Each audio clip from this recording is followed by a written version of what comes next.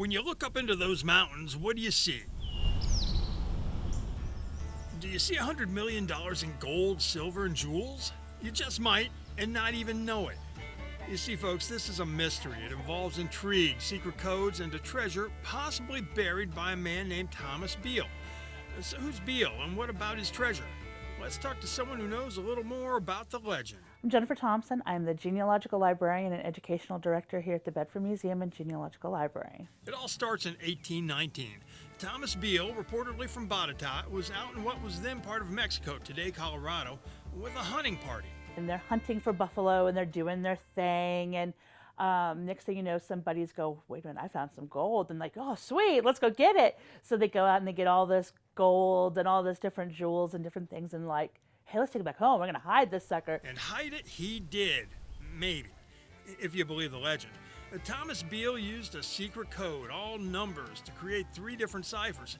One says what was buried and gives a rough idea of where. We need the Villamont map too. The second gives an exact location.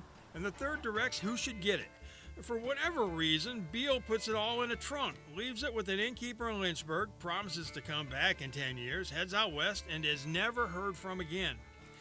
Years later, the innkeeper gets around to opening the trunk, sees the ciphers, can't figure them out, but knows a guy who's good with puzzles. And you're ready to channel your inner Nicolas Cage?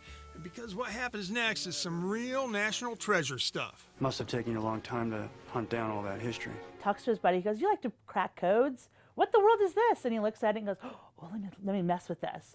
So the guy takes the Declaration of Independence and he goes, oh my goodness, I figured it out. It says within 4 miles of Montville, I've buried all this treasure. Then he sends out a pamphlet and he goes, okay, here's these other 2 letters. Can anybody help me? And that was like in 1885 that comes out. And they're like, oh yeah, let's see. And so people have been trying to crack the code since 1885 using all sorts of different documents. The stream of fortune hunters has not stopped coming to Bedford County. There's one guy who's seen a lot of them through the years. I'm Danny Johnson. I'm low man on the totem pole here at Johnson's Orchards and Peaks of Auto Winery, just having a great time. Danny's lived Bedford County history for 82 years, knows even more than that. He has some stories to tell about people with gold fever, including a woman who thought she'd found the treasure in a Bedford County cemetery. It may be a good place for that treasure, but the judge has sent one lady back to Pennsylvania because she dug in the cemetery and told her never to come back to Virginia. She may have been wrong, but get this. World-famous treasure hunter, the late Mel Fisher, also came to Bedford County looking for the Beale treasure. He talked to Danny, and Danny says Fisher believed the legend, said it was true. Oh yeah, Mel was up here.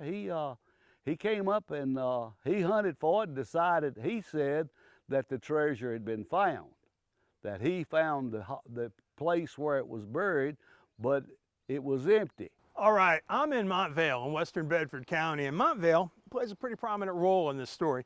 You see, it's where a place called Buford's Tavern was located. Doesn't exist anymore, but back then, Thomas Beale sat down in Buford's Tavern and he wrote his ciphers. He describes where he buried the treasure. It's supposed to be within 4 miles of Buford's Tavern. Don't know which direction, east, west, north, south, just don't know. The one thing that is for sure is that the terrain around here is pretty rugged. We're talking about mountains, and that would have presented problems for Thomas Beale when he was burying that treasure. But it's not the only logistical problem. But the question is, how did you get all of this stuff across the Mississippi?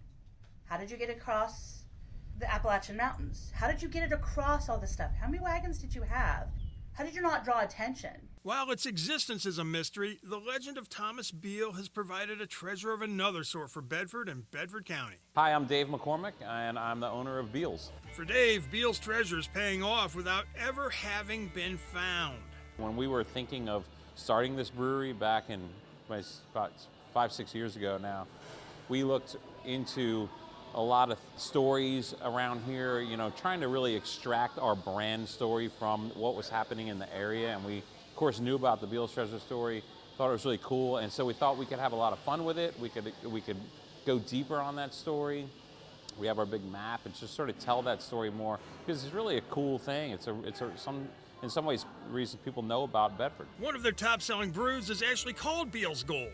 But do treasure hunters ever check in at the brewery? We do, and you know, in fact, it's interesting. A lot of people will write to us and say, hey, they solved the mystery. every now and then we'll put the codes over in a little bin over here for people to take and try to solve it themselves and just have fun with it. Is or was there a Beale's treasure? That's a question with no easy answer. Everyone we talked with says there's evidence to suggest maybe it did, and just as much to say maybe it didn't.